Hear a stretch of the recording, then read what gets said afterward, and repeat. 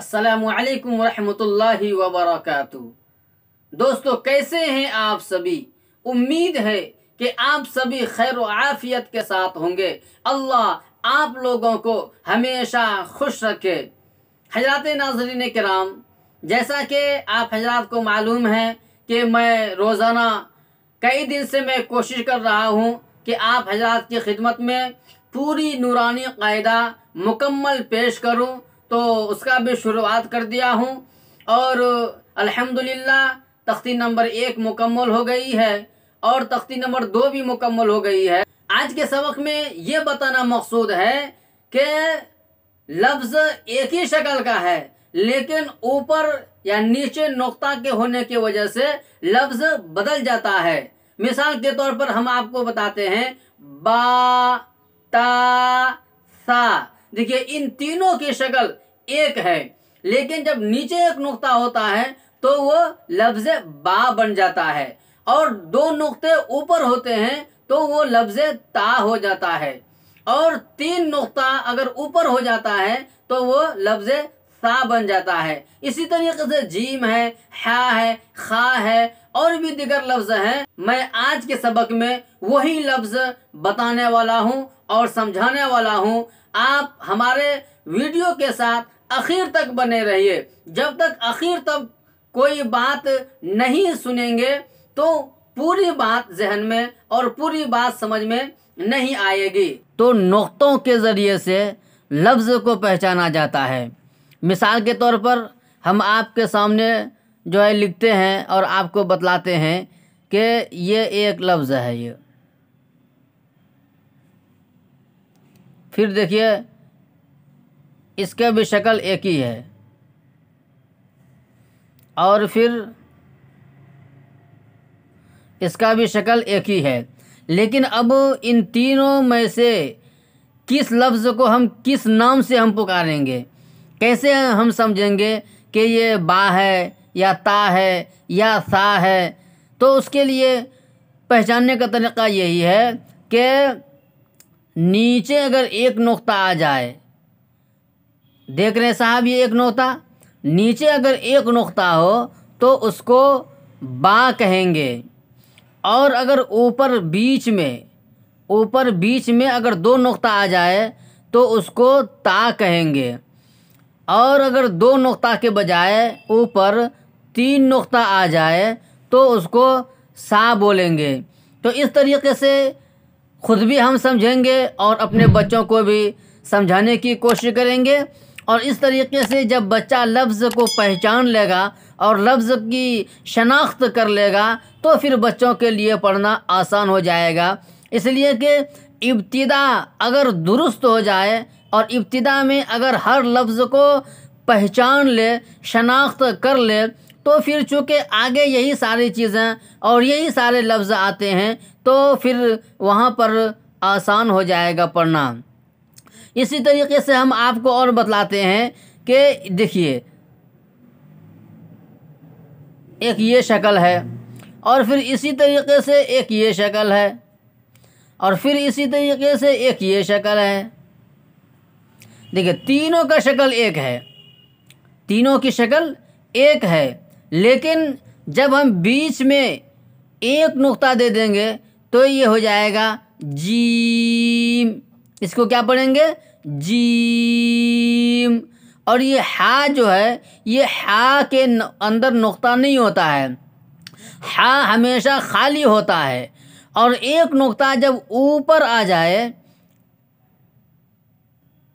हाँ, एक नुक्ता जब ऊपर आ जाए तो इसको क्या पढ़ेंगे? खा। लेकिन साहब देखना यह है कि देखो, इन तीनों का शक्ल एक है, लेकिन बीच में जब नुक्ता आ गया तो उसको जीम पढ़ेंगे, और हा जो खाली होता है, हा के अंदर कभी नुक्ता नहीं होता है, और खा के ऊपर जो है एक नुक्ता होता है। तो नुक्तों की वजह से लफ्ज़ का पहचान हो जाता है। इस तरीके से हमारे बच्चे अगर सही तरीके से पढ़ लें और समझ लें तो फिर आगे पढ़ना आसान हो जाएगा। इसी तरीके से दाल, दाल के ऊपर नुक्ता नहीं होता है, और जब दाल के ऊपर एक नुक्ता पड़ जाएगा तो अब उसको दाल नहीं पढ़ेंगे बल्कि दाल पढ़ेंगे। क्या पढ़ेंगे? दाल पढ़ेंगे। दोस्तों, हमारे वीडियो के साथ आप बने रहिए। इंशाअल्लाह जो मैं आपको बता रहा हूँ, इंशाअल्लाह अल्लाह पाक से दुआ करें कि हमें भी समझने की तौफीक अता फरमाए और आपको भी अल्लाह अच्छे तरीके से समझा दे। फिर मैं आगे चलता हूँ। मिसाल के तौर पर रा है और फिर जा है, तो रा के अंदर नुक्ता नहीं होता है और जा के ऊपर एक नुक्ता होता है। रा खाली होता है और जा के ऊपर एक नुक्ता होता है। तो साहब ये देखिए, इन दोनों की जो है शक्ल एक है, एक सीन है और ये भी सीन है, लेकिन जब इसके ऊपर हम 3 नुक्ता डाल देंगे तो ये बड़ी शीन हो जाएगा। इसको पढ़ेंगे सीन, शीन। दोनों की शक्ल एक है, लेकिन नुक्तों के फ़र्क की वजह से लफ्ज़ भी अलग हो जाता है, लेकिन दोनों का शक्ल एक है। ये छोटी शीन पढ़ेंगे इसको सीन, इसको ये है बड़ी शीन, इसको पढ़ेंगे शीन। इसी तरीके से है, एक लफ्ज़ देखिए ये और दूसरा लफ्ज़ ये साद, इसका भी शक्ल एक ही है, लेकिन ऊपर एक नुक्ता डाल देंगे तो क्या हो जाएगा? ज़ाद, साद, ज़ाद। इस तरीके से हम पढ़ेंगे और मश्क भी करेंगे और बार बार अपने ज़बानों के ऊपर लफ्ज़ को चढ़ाएंगे तो इंशाअल्लाह हमारे ज़बान के ऊपर सारा लफ्ज़ आसानी से चढ़ जाएगा। फिर आगे हम बतलाते हैं। देखिए ये है तो, और इसकी भी शक्ल एक ही है ना। जब इसके नुक्ता दे देंगे तो ज़ा हो जाएगा। ये तो ज़ा कैसे पढ़ेंगे? तो ज़ा, इसके ऊपर नुक्ता आ गया तो ज़ा आ गया, लेकिन दोनों का शक्ल एक ही है। इसी तरीके से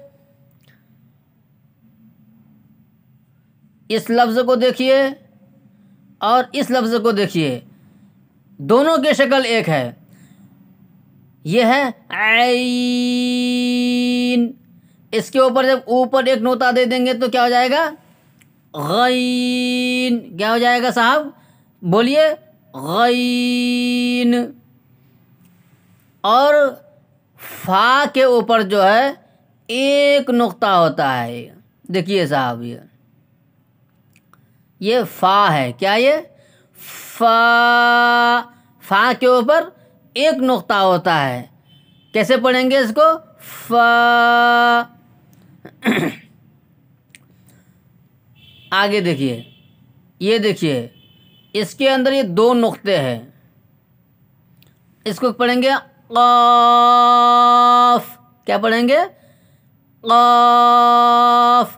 आप भी हमारे साथ जो है लफ्ज़ की अदायगी कीजिए ताकि इंशाअल्लाह अच्छे तरीके से समझ में आ जाए। अब ये जो है,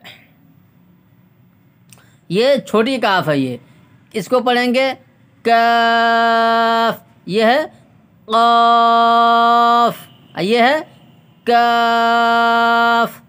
इसी तरीके से आप लाम को भी जानते हैं, यह आपको भी जो है बता ही देता हूँ। यह है लाम, यह है मीम।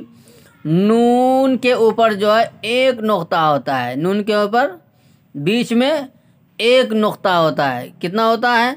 कैसे पढ़ेंगे? नून। इसी तरीके से वाव है और फिर हमज़ा है और या है। इस तरीके से या के जो है नीचे भी 2 नुक्ता होते हैं। मिसाल के तौर पर जैसे ये है। उम्मीद है कि जो मैंने अभी आपको अलग अलग लफ्ज़ समझाने की कोशिश किए हैं, मुझे उम्मीद है कि आप हजरात मुकम्मल तौर पर समझ लिए होंगे और अच्छे तरीके से ज़हन नशी हो गया होगा। अस्सलामु अलैकुम रहमतुल्लाहि व बरकातुहू।